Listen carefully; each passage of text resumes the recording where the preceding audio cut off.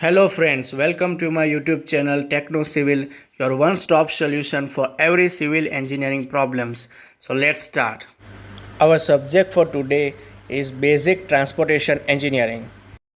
Hello friends, our today's topic is on subsurface drainage and its methods. आज हम देखेंगे कि subsurface drainage क्या होता है और उसके क्या क्या methods है. So let's start.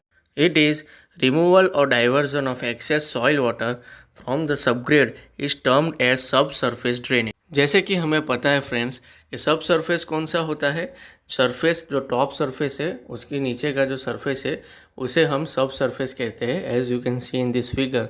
और उसमें अगर एक्सेस वाटर है मतलब ज़्यादा पानी है तो उसका रिमूवल करना पड़ता है, नहीं तो आपका पेमेंट फेल हो सकता है.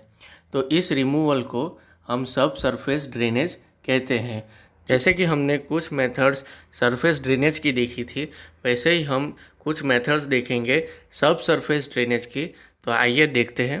First method is that lowering of water table. Friends, as you can see in this figure, the highest level of water table should be fairly below the level of subgrade in order that the subgrade and pavement layers are not subjected to excessive moisture.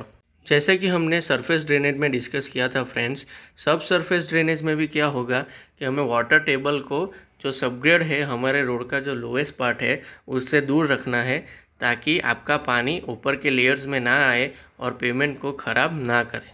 The water table should be kept at least 1 to 1.2 metres below subgrade.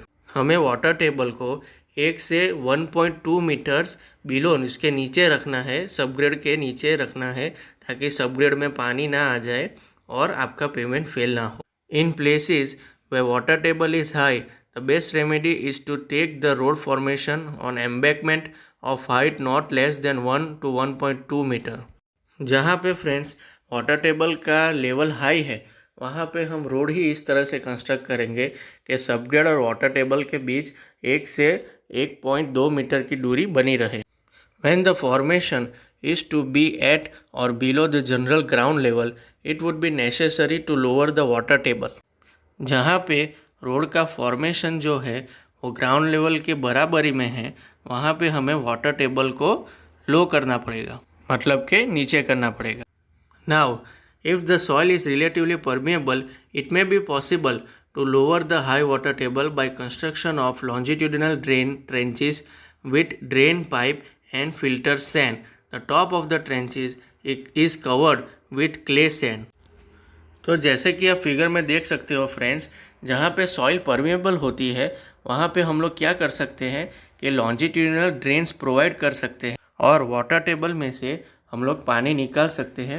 Longitudinal drains जैसे कि drain pipe और filter sand हम लोग use कर सकते हैं, जैसे कि आप फिगर में देख पा रहे हैं. इसके लिए हम लोग पहले गड्ढा करेंगे, उसके बाद जो है ये ड्रेन पाइप्स हम लोग इंस्टॉल करेंगे. जो गड्ढे की जो टॉप है उसे हम क्ले सैंड से कवर करेंगे.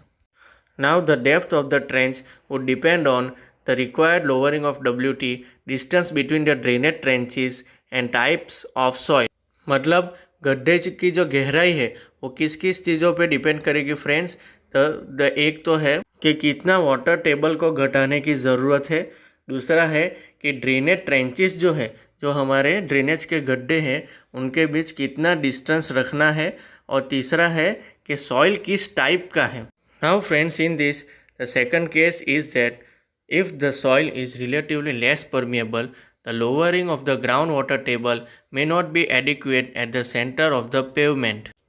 अगर आपका सॉइल लेस परमिएबल है तो पानी का वाटर लेवल बीच में से घटाना, पेवमेंट के बीच में से घटाना काफ़ी नहीं होगा फ्रेंड्स. मतलब वाटर टेबल को लो करना पेवमेंट के बीच में से काफ़ी नहीं होगा. So in such case what will we do is that we will provide transverse drains may have to be provided in order to effectively drain off the water and thus to lower the water table. तो ऐसे case में हमको क्या करना पड़ेगा कि हमने जो लॉन्जिट्यूडिनल ड्रेन्स प्रोवाइड किए थे उसके साथ साथ ट्रांसवर्स ड्रेन्स भी हम लोग प्रोवाइड करेंगे, इसलिए ताकि वाटर टेबल में से हम लोग पानी निकाल पाए, उसका ड्रेनेज हम लोग कर पाए. इसलिए और इस तरह से हम लोग वाटर टेबल का लेवल घटा सकते हैं. जहाँ पे भी सॉइल थोड़ी कम परमिएबल हो। Now let us see the next method. The next method is that control of seepage flow और by controlling the seepage flow. When the general ground as well as the impervious strata below are sloping, seepage flow is likely to exist. मतलब जो ground है और उसके नीचे का जो layer है अगर वो स्लोपिंग हो तो सीपेज फ्लो होने के चांसेस बन जाते हैं. If the seepage zone is at depth less than 0.6 to 0.9 meter from the subgrade level, longitudinal pipe drain in trench filled with filter material and clay seal may be constructed to intercept the seepage flow.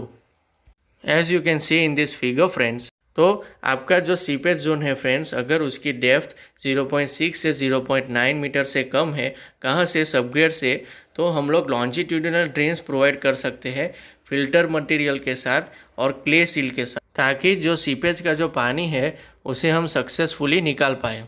As you can see in this figure the method by which the seepage line can be lowered to the desired depth. जैसे कि आप figure में देख पा रहे हो कि कैसे हमने सीपेज लाइन को लो किया है, हमें जिस डेप्थ पे चाहिए उस डेप्थ पे. Now the next method is that by controlling the capillary water. हमारा नेक्स्ट मेथड है कैपिलरी वाटर को कंट्रोल करना. In this method instead of lowering the water table the capillary rise is arrested. मतलब कि इस method में हम लोग वाटर टेबल को लो नहीं करेंगे, लेकिन जो कैपिलरी राइज हो रही है उसी को कंट्रोल कर लेंगे. Now the first method in this is that a layer of granular material of suitable thickness is provided during the construction of embankment between the subgrade and the highest level of subgrade water table. मतलब कि friends road construction के time पे ही हम लोग क्या करेंगे कि subgrade और वाटर टेबल के बीच एक ग्रैनुलर मटेरियल को प्रोवाइड करेंगे हम लोग, क्योंकि हमारे सबग्रेड को प्रोटेक्ट करने का काम करेगा वाटर टेबल के पानी से.